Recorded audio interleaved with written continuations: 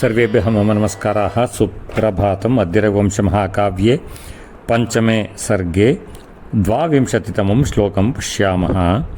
सोऽहं सपर्याविधिभाजनेन मत्वा भवन्तं प्रभुशब्दशेषम् अभ्युत्सहे सम्प्रति नोपरोद्धुमल्पेतरत्वात् श्रुतिनिष्क्रयस्य। इदानीं प्रतिपदार्थं पश्यामः। सोऽहं सह अहं सपर्याविधिभाजनेन अर्घ्यपात्रेण मत्वा ज्ञात्वा भवन्तं प्रभुशब्दशेषं प्रभुशब्द एव शेषः यस्य तं न अभ्युत्सहे न कृतवान् सम्प्रति इदानीम् उपरोद्धुं निर्बन्धुम् अल्पेतरत्वात् महत्वात् श्रुतनिष्क्रयस्य विद्या मौल्यस्य। इदानीम् अन्वयं पश्यामः। सोऽहं सपर्याविधिभाजनेन भवन्तं प्रभुशब्दशेषं मत्वा श्रुतनिष्क्रयस्य अल्पेतरत्वात् सम्प्रति उपरोद्धुं न अभ्युत्सहे। इदानीं तात्पर्यं पश्यामः।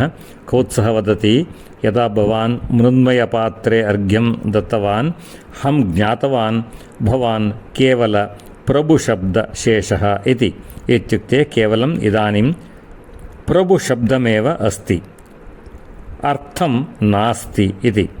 अत्र वित्तं न लभ्यते, गुरुदक्षिणा बहु अधिका अस्ति, अल्पा नास्ति, अतः अन्यत्र प्रयत्नं करोमि इत्येव सम्प्रति उपरोद्धुं न उत्सहे। इत्युक्ते निर्बन्धं न कृतवान् इति।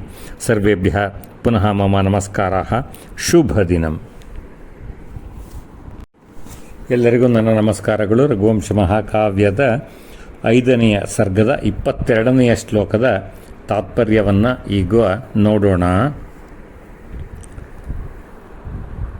ವರತಂತು ಮುನಿಗಳು ಕೌತ್ಸನಿಗೆ ಹೇಳಿದರು, ನೀನು ಶಾಸ್ತ್ರಾಧ್ಯಯನಕ್ಕೆ ಅನುಗುಣವಾಗಿ ಅಂತಂದರೆ ಎಷ್ಟು ಶಾಸ್ತ್ರಗಳನ್ನು ಇಲ್ಲಿ ಕಲ್ತಿದೆಯೋ ಅದಕ್ಕನುಗುಣವಾಗಿ 14 ಕೋಟಿಯಷ್ಟು ಧನವನ್ನು ನನಗೆ ತಗೊಂಬಂದು ಒಪ್ಪಿಸು ಅಂತ ಹೇಳಿದರು.